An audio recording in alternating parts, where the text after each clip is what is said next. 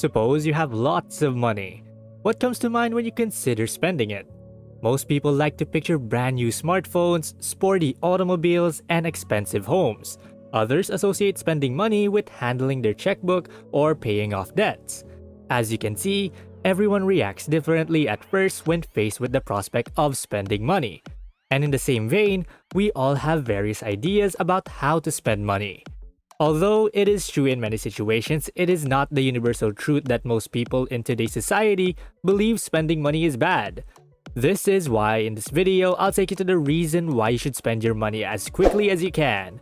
If you're new to the channel, hit the subscribe button and that little notification bell icon so that you don't miss out on any of our video updates. Plus, it helps us spread the Thrive Wise love to help more people thrive wisely. Now, let's begin. There are two categories of spenders which you may or may not be aware of. The first group is made of spendthrifts. These are folks whose next salary is already gone before it reaches their bank account. And as you would expect, when money is wasted on the wrong things, then most probably financial problems happen. The second group is made of frugal spenders. They are the ones who don't spend much. These are individuals who will risk their lives to safeguard every dime they own. In other words, these individuals practice frugal spending because they believe that if you spend the money you have, you may not acquire more of it. Now, I want to know which one of the two types of spenders is worse. Most people will probably say that the person whose money is spent before they get them is the more financially irresponsible person. But I think the second spender is almost as much of a problem as the first. Let's talk about why both of these are bad.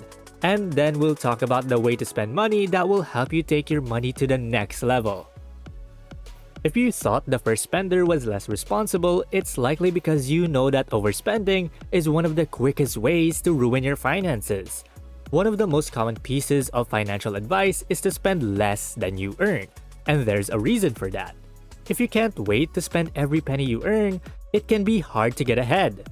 In fact, the problem is made worse by the fact that we can now get huge amounts of debt through credit cards and mortgage loans. For example, if you were 18 years old and had an average American credit card debt of $6,000 and only paid the minimum payment of $200 every month, it would take you 41 months or almost 3.5 years to pay it off. On top of that, you'd pay over $2,000 in interest payments on top of the $6,000 you owed.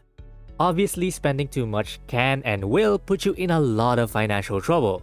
So, if you thought that the most guilty person is the first type of spender, who is willing to give up their money at a moment's notice, you're probably right. But what might surprise you is how bad it can be if you don't spend any money at all.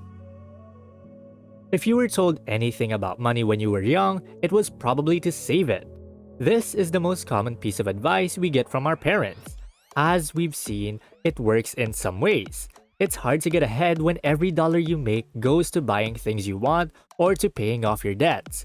However, there is a downside to being frugal, which is why your parents may not have been the best ideal sources for guidance on managing your money.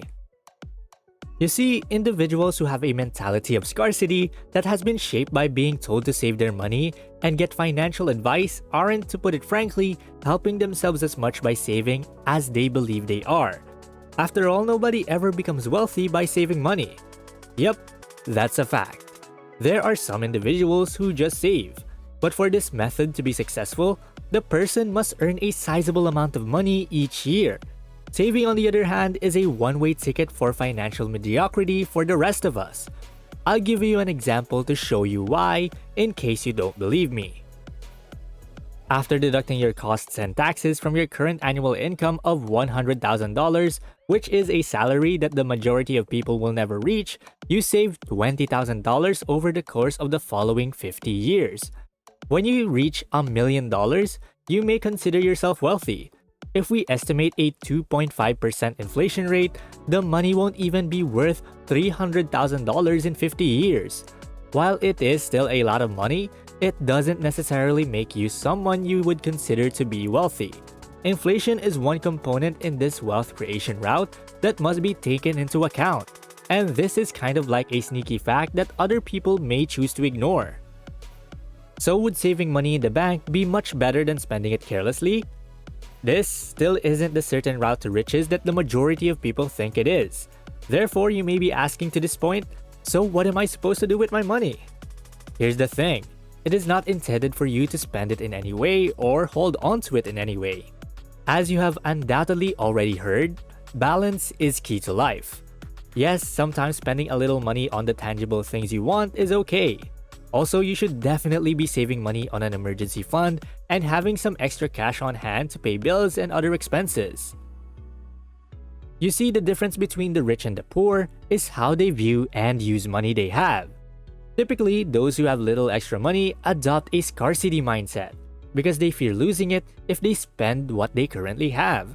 As a result, they see giving up their money, even if it can increase their wealth, as being unwise. I believe that once you have your emergency fund set up and have some extra cash, you should be able to make the financial strides forward that you desire. On the other hand, those who can make money at will or who have the risk tolerance to put their money on the line are typically those who have an abundance mindset.